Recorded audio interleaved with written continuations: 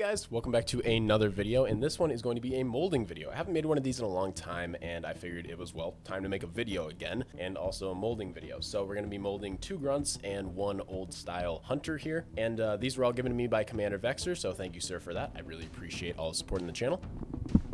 But yeah, so let's get started. So we're going to be starting out with some air dry clay. You can use a lot of different kind of clays for this, but I think air dry clay is one of the best kind of clays to use. It's super cheap, and you're also going to need some cardboard. So let's say this grunt got shot and killed like this.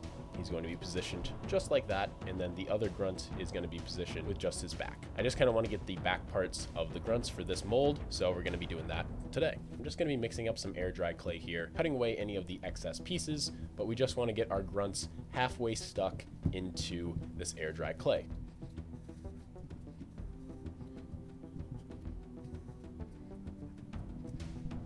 All right, so we got the air dry clay down. Now we are just going to shove the grunts inside of that. Now, want to get them about halfway inside of the air dry clay to where when you mold the thing, you want to kind of be paying attention to these like stress lines or these little areas where the molding is going to go. Don't want them to cause problems in your mold. So I would say stick your figure about halfway in, and then you're going to be placing them on the ground for your dioramas anyway, or at least that's what these figures will be for me. So they're just going to be dead grunts on the battlefield, and it's super simple to place them down when half of them is going to be completely flat and the other half is going to be showing all the back detail. And then I'm just going to be taking this X-Acto blade / scalpel, whatever you want, and I'm going to be smoothing out all of these edges here. So when we put our border on the side, which could either be cardboard or it could be white foam core, you just want to make sure that you keep it decently far away from the actual mold itself, so the mold has enough material to keep the grunts in there, and then the mold can last for a very, very long time. Now that we have that done, we are going to be switching over to white foam core. You normally want them to be pretty high compared to where the top of the mold is going to be. Let's say the top of the mold gets to be about right there, then we just want it to be higher than that. So I'm just going to use all this foam core at the exact height that it is right now. Super simple though. Take your glue gun or any other kind of adhesive you want to lay down. I would suggest hot glue. It is the fastest and easiest and probably the least expensive, or one of the least expensive options. Then all we are going to do is just place down our foam core on that, wait for that to dry, and then make a box all the way around our grunts.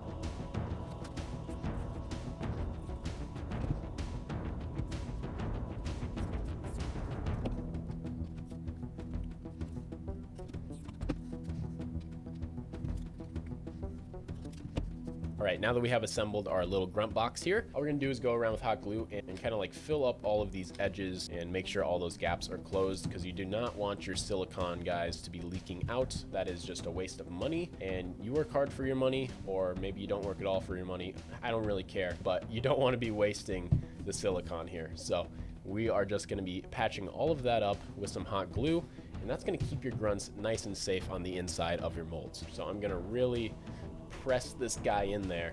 I want this to be a good mold. I don't want to do this again for this hunter at least. So make sure you do it right the first time so you don't have to go back and do it again. I've done that before in molds. Not super fun, waste of time, and that's not what you want. Your time is limited sometimes. You got to make the best of it. So for his arm here, I kind of want it to be facing out. It's going to stick that right into the mold as well. And he's going to be dead on the battlefield just like this. I think that is a beautiful way to display this hunter, and he should be good to go. All right, so both of our molds are successfully completed here, so that's very good. Now we need the silicone itself, and I also added some extra Pink Panther foam pieces on the very side where there's just a little bit too much space in the mold. Don't need that, get rid of that, save yourself some material. So I just stuffed in a few pieces there, kept it decently far away from my hunter, and now we're moving on, putting the silicone into these molds. So we got my gloves here. I like to wear gloves whenever I'm working with stuff with chemicals or just anything like that. Rather be safe than sorry. And we're gonna shake them up just a tad. Don't need too much, but a little bit of shaky works. So we're gonna move these molds over, and we are just gonna pour this in. And I'm not entirely sure how much I need. I'm gonna go up to that part on the cup, and we will pour the same amount with part B. So part B is going to be way thicker, so we're going to probably want to pour the other part into this part. And now that I think about it, I might be running out of room here for it, so I want to be a little careful on how much I use. All right, so we got our part A and our part B. Very cool, as some would say. We're going to pour the faster liquid into the thicker stuff here, just make it a little bit easier on ourselves and less time and all that junk. Try to scoop out as much as possible into the other cup. And now we're going to want to give it a mix until we feel like both of the parts are equally mixed. And that's pretty much all you got to do for this. And then we're going to be pouring it into our molds. That should be about it, guys. Molding isn't that hard, actually. So hopefully this helps out a lot of you. So we mixed it up a decent amount, and we're going to bring over our grunts first. Got to take care of Yap Yap's army, all that jazz. And we're going to very carefully pour it from very high. So I'm going to do my best to make sure you guys can see this, but when you do this, this eliminates a lot of air bubbles that are actually going to be forming in the molds. And you want to get those air bubbles out because they will attach to your pieces.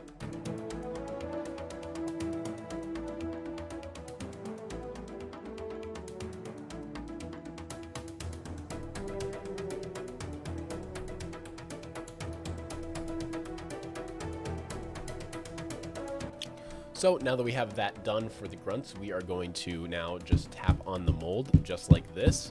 And that's going to release all those air bubbles from the side and from the top. And you can also tap on the side as well. So you really want to make sure you glued well on these walls so you don't accidentally break them. But just start tapping away and getting all these air bubbles to come up.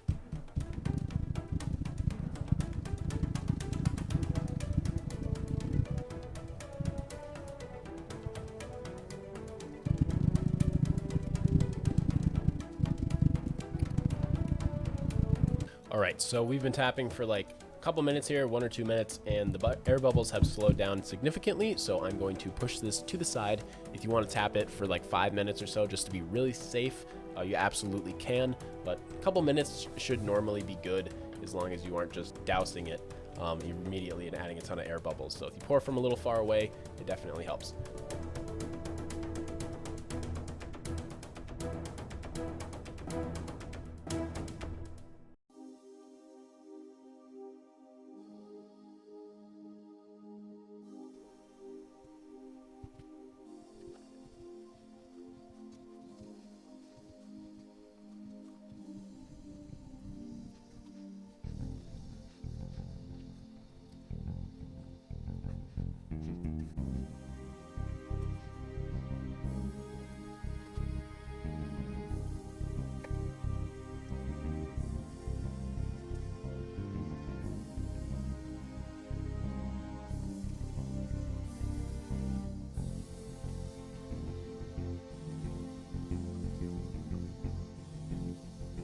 All right, guys, so it's been about a day, or I guess 2 days now. So now we are going to pop open these molds and see how it went.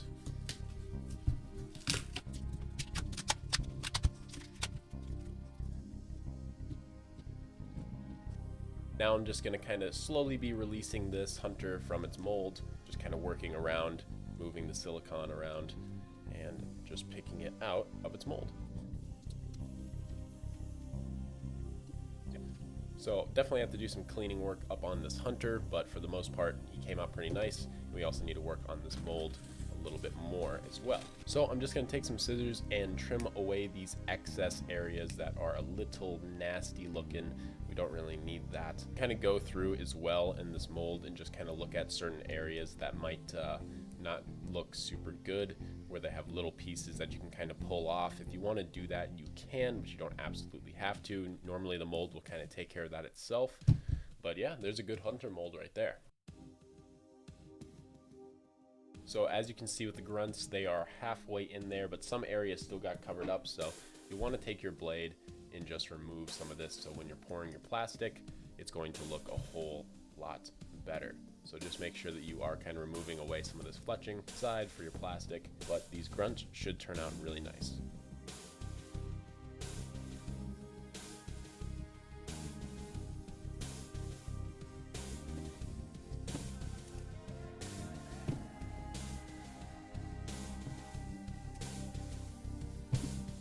All right, so we have both of our molds, and now we are going to mix up some Umu plastic. This is Umu 300 plastic. This is actually kind of old plastic.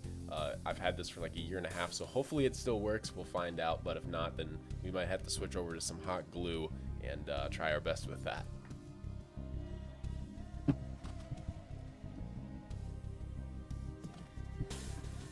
All right, so we have part A and part B. I'm just gonna mix up the two here and then pour them directly into my molds, and we're gonna see how this goes, guys. So this is a fast curing resin, and it cures in about 15 minutes or so. So you really only want to stir for like a minute. You want to pour equal ratios 1-to-1, and then just pour it right into your molds. So you don't want to be stirring for too long because this stuff is going to thicken up like maple syrup real quick, and you don't want to be wasting any of this stuff. It's like the silicone, it is expensive. Over my grunt mold, I can already feel it warming up in my hands. That's completely normal. We're just gonna pour. We don't have to pour slow like we did with the molding material, the silicone. Just have to pour fast, and I made way too much of this like I normally do on accident, but there we go. So, and then you can move around your molds a little bit. There's some areas that might not have anything filling up in it. Pour some more in there. Now we just let this sit, and then when we get back, we'll see if our molds turned out, guys.